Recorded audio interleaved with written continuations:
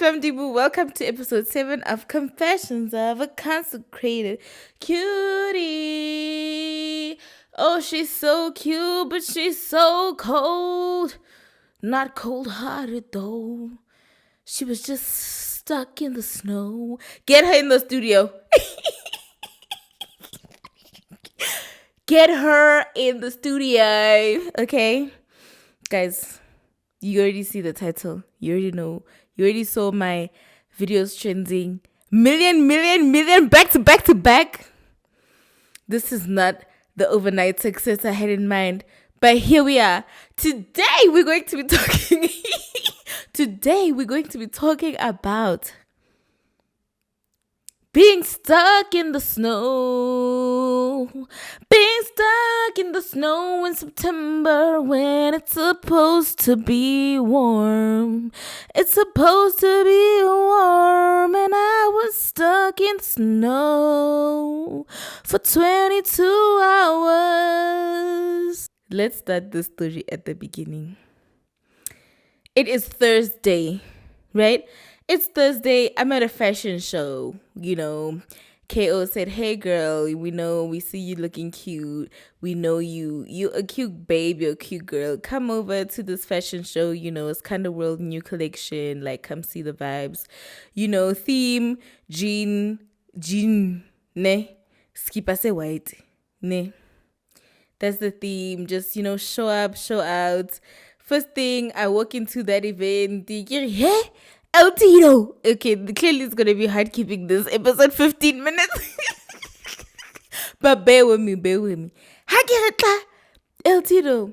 Man, Eric Mate fast ke mo botse hore why rona ba bang ha re podcast yena a re podcast.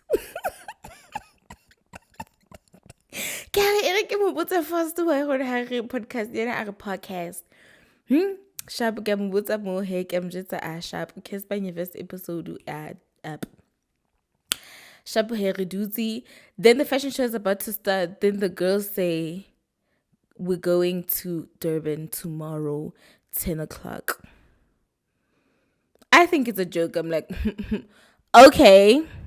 Then they're like, no, we're going to Durban. So Creative Nestlings was working with Ikawe and they were doing the business of creativity workshop in Durban. That's the reason why we were going, right? Because we need to uplift umphakathi or creativity. Labo eThekwini. Sithi siyo uplift umphakathi kwe creativity labo eThekwini. Matiti yo, my city what? Govela gwati worked. Spoiler alert, we had to cancel. So then the night before, and I was like, okay, here's the weather, guys. She sends us a screenshot of, okay, Kiabande Teguini, Guzoneta. We pack some warm clothes. Like, we pack, okay, maybe the last day it's warm. We can get in the pool. We can get in a pool in a beach. But literally, even in the group chat, we were like, I guess Teguini is just for business. We get there, the morning, it's time for us to go. It's cold, okay? It's cold. I'm wearing leggings and a bomber, and then I'm wearing like a long sleeve underneath. And I took a blanket because my mother told me, you gotta travel with a blanket. You have to travel with a blanket. Hi, hey, there we go. We're going. The vibes are up. We made a playlist. Everybody's adding their songs. We're on the way to what? eThekwini. We get to Montrose. If you go to eThekwini, Montrose is kind of like it's sort of like the last big garage before you get to eThekwini, right? So you're close to eThekwini. If you had Montrose, you're close to eThekwini. We stopped there. It's snowing. First, we're confused. How is this? First of all, and then I'm looking around and I'm feeling like nobody's understanding the severity of the situation. It's September. It's the middle of September. Why is it not raining? Why is it snowing in the middle of September? Global warming. I'm losing my mind. People are taking videos. It's cute. We're taking videos. Ha ha ha. Snow, snow, snow. I'm like, hey, global warming. This should not be happening. My mind is just all over the place because this should not be happening. Why is it snowing in the middle of September? We weren't gonna buy food. I even stayed in the car because I was like, nah, guys, I'm grand. No. And I was like, you know what? Let's just buy some meals. And then I wanted something light. I literally just wanted sprinkle pops because I'm like, no, I got to drive in Durban, so we'll probably have dinner there. So let me not do too much. But then I was like, no, let me also add a crunch burger. Let's just add a crunch burger for me there. And thank God I did that. Chap, we leave Montrose. Then, as we're busy driving, we're seeing, hey, extreme weather. But we're seeing extreme weather. We are already maybe like, we're already after Montrose. That's when we're starting to see, hey, extreme weather. Extreme weather. But also hare makali because re shebile snow ke sena sa snowa. So by the time we're seeing, hey, snow, it's snowing. We're looking at the snow, but we're not that far from Tigwini, right? Around 6 o'clock, the cars start driving slow. We're like, okay, makes sense. Just snow. Obviously, the road is slippery. We gotta, take it easy. Money around 6:20, 6:30, complete halt. 6:30, 7:30, 8:30, 9:30, 10:30. Now this is the real danger. First of all, just a bit of context on myself, and I'll tell you a story about my childhood. I do not know how to pee on the side of the road. I'm just not that girl. I've never been that girl, and it's just not a skill that I've had, and it's not even a skill that I ever thought that I would need. I'm shy to pee in front of people. And I remember when my grandmother passed away, the house was full, obviously, right? So if you need to pee, someone is bathing, you need to pee, you must pee. Someone's bathing, you must pee. And I remember I went in there to go pee, and then my mother aunt came in. I couldn't. I literally stood up and left, and I went to my mother, and I was like, Mama, like, I can't hold that because, like, there's, like, why are there people in the bathroom? I really got away. And then I went back when it was empty. I went back fast and I locked the door. And then only I was able to pee. In my younger years, I remember we went to Tanin. Tanin, if you know, Tanin is very, very far, okay? We went to Tanin, and I needed to use the loo, and the garages were still quite far from where we were. My mother said, if you really press that bad, we have to stop on the side of the road, and you have to go. I said, bet, I'm going to do it. I said, ba. I said, Mama, na kitzibuhuruta. Usna toilet. Fast forward 2024, 25 years of age. 4 hours now, stuck. I gotta go real bad. But even then, I'm still making jokes. Like, this is still just seems like a funny situation. So that's when I made the first video, right? I make the first video, hey, stuck in the snow, I had to pee in the bushes. What the heck? Reality still isn't really kicking in. Around these times, we look on Twitter, we look at Arrive Alive. Arrive Alive is saying motorists must prepare to spend the whole night. Yeah. Reality is still not hitting me. Sounds like a joke. This must be a joke because there's no way it's real. First of all, it's snowing in September. Somebody pinch me. This is a dream. Second of all, motorists must prepare to be idle for the whole night. I know you ain't talking to me. Midnight, 11:30, 12:30. We start realizing we have to sleep. We take our little throws. City. Let's take a bit of a nap. I can't sleep the whole time. I am terrified. It is pitch black. We're in the middle of nowhere. Every time we do this, it's snowing. 1 o'clock gets worse. It gets a bit better. 2 o'clock gets worse. It gets a bit better. So this snow is just not letting up. It's just snow. Yo, Mudim. Let me tell you the moment I realized that, yeah, we're not going anywhere. So I wake up because I'm feeling cold. I wake up because I am cold, okay? And I feel like I'm the only one awake because I'm just like, this cannot be real. And I wakes up. She's like, yo, boot driver, ngicela uyenze heater siyagodola la. Heater doesn't even really do much because at this point the car has been standing for many hours now. It's 3:30. She unlocks her phone. She was sitting in front of me. She unlocks her phone. It says 20 to 4. Gary, yeah. That's when reality hit me that We ain't going nowhere. I lost the nail in the battle. Don't ask me how, but a nail was lost in the battle. Wake up in the morning. Renee is sitting next to me. Renee, she like wakes up in the morning and she does like a bit of a laugh, like this is now 6:30.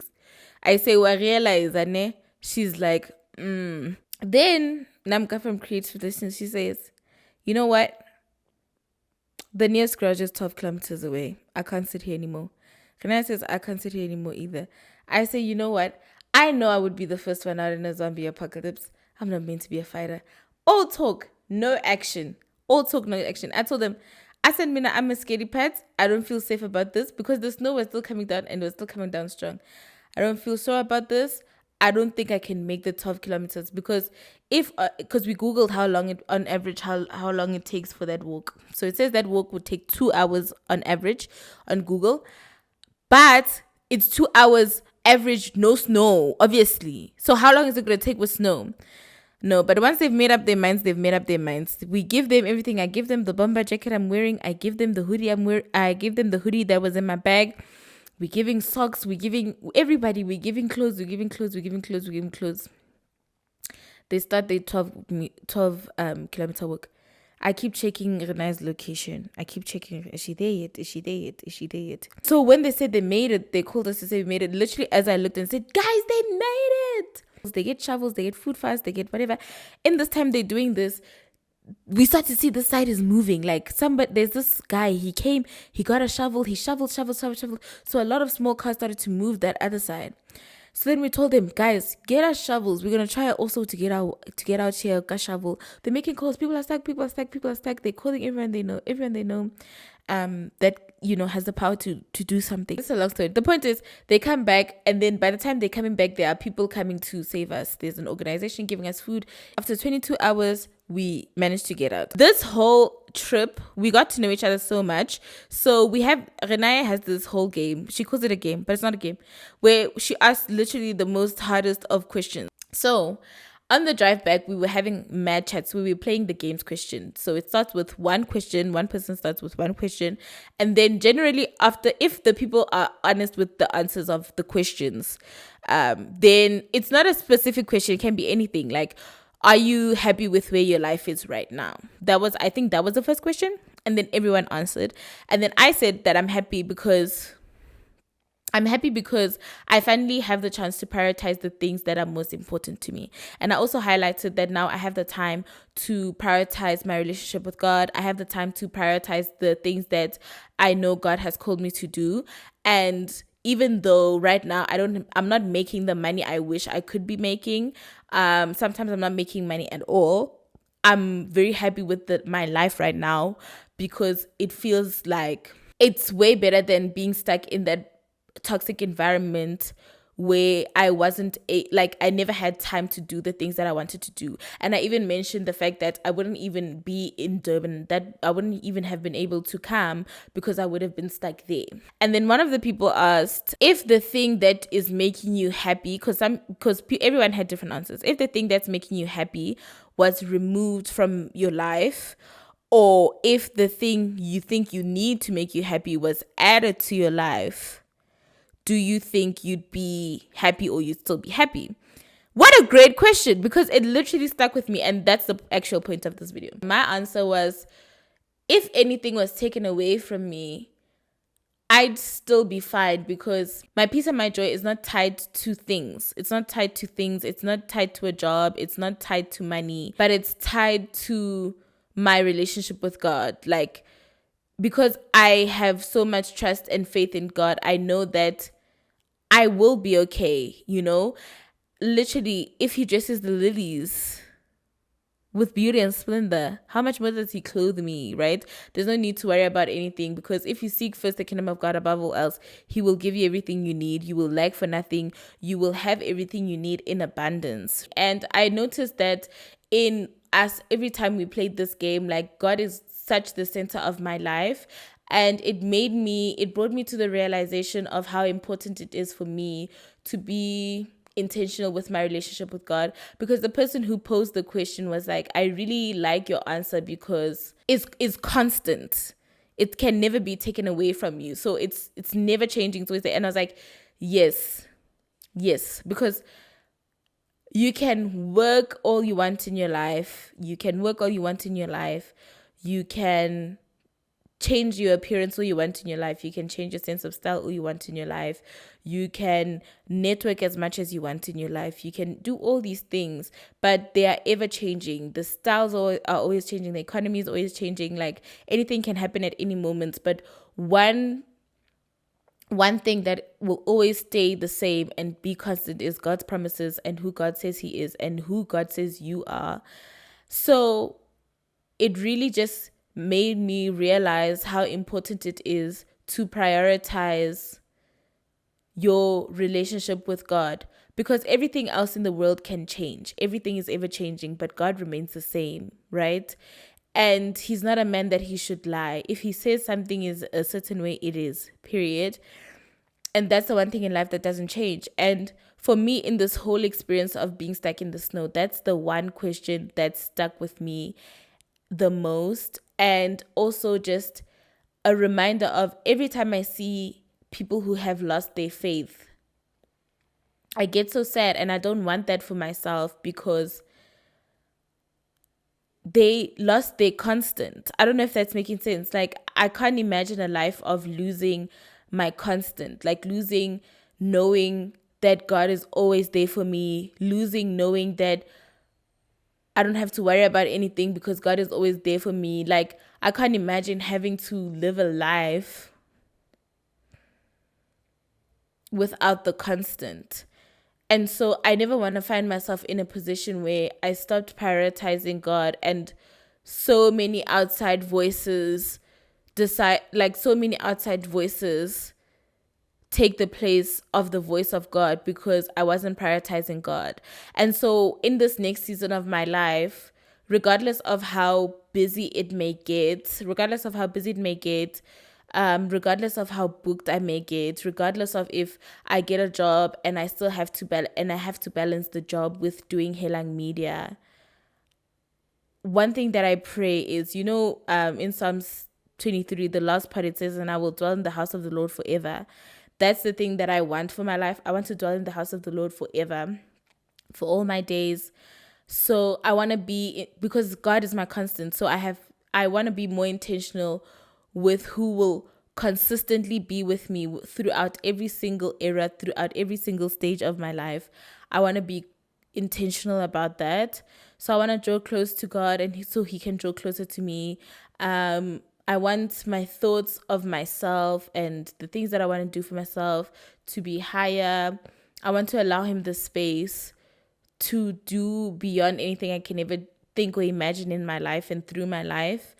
And I think part of also the reason why I enjoy conversations so much is because genuinely the more I spend time with God, and I've noticed in the different seasons of my life that in the times where I'm intentionally spending more time with God, there's so much love for people. There's so much love for people and wanting them to know peace, and genuinely feeling more empathetic towards people and more understanding towards people's situations, and just more loving. Something else that I noticed in the snow is that people were saying weather alerts were sent out. Granted, we didn't see the weather alerts. Yeah, but weather alerts, whatever, that doesn't matter. I'm dying now. I'm dying now. And I think that's also the way some people treat people who want to come back to church, or that's what stops people from wanting to come back to church, is the fact that people will point out the thing that you did wrong instead of receiving you with grace. Because I'm still stuck in the snow, right? Whether it was my choice, wasn't my choice, I'm stuck in the snow and I'm afraid for my life. And instead of providing a safe space, you're deciding to point out my faults, right? And I think that's also something that may be stopping people from coming back or trying to build a relationship with Jesus again, because the people that are supposed to represent Jesus, instead of welcoming people with love, they point out their faults. Hore wena let's make examples with musicians. When you make ungodly music, you can't come now and be a Christian. No, whereas Jesus said, come to me and you will be a new creation in me, right? Where Jesus said we need to love our neighbors. Literally, the most important commandment is love the Lord your God with all your heart and love your neighbor as you love yourself. Those are the two most important commandments. And we choose to overlook the love part and focus on the faults of people. And in that moment, when stuff like that is happening, it's just like it doesn't help you with, like, it doesn't make you feel safe enough to continue to share your story or to continue to be open. You can't condemn a person back into the church, right? You have to love them. They have to be able to see the love of God through you. They have to be able to see the peace you have. They have to be able to see the life you're living and want that. But if you're condemning them, why would a person want to subject themselves to a space where they don't feel loved, where they're more welcomed in the world versus in the church? So those are my two key takeaways. And the one thing that I hope for this podcast, and I also hope for my platforms as a whole, is that people can see and feel God's love through the things that I do. I want to be a reflection of the love that God has for me, that He loves me so much that because God loved us that we are able to love Him, right? So He didn't condemn us into loving Him. He loved us. And so I want my platform to be a place of love. To be honest, if you're a person that's going to come here and you're going to be rude and mean and nasty to people, I am going to block you, because that's not the type of platform that we're building here. We're building a platform that people can feel safe enough to share their opinions respectfully, right? A space safe enough for people to feel and experience love, for people to know that they are loved by God. That's the type of platform that we're creating here. And if you're going to be disturbing this space, I will block you. I promise. I don't mind keeping people who fat shame me, whatever. But when people are speaking in this comment, if people are coming on here and sharing their experiences of their hurts, we're not gonna condemn them, because that's not the type of platform that we have. We have a platform that's safe enough to share how we feel, that we can love people back to God. It is quite daunting to me, the thought of the responsibility that comes with the call of God, and the thought of the responsibility that comes with those numbers of eyes on you. So I just pray for the ability to be able to do it. And I pray, and I wanna hold myself accountable to go to Jesus with whenever I feel burdened, so that, because His burden is light, right? Yeah, I just constantly need to go back to the Word of God to remind myself that it's not my responsibility to know what to say, because God literally said He's going to give me the words to say. Yeah, that's it from me. The ads, guys. Yo, Joe.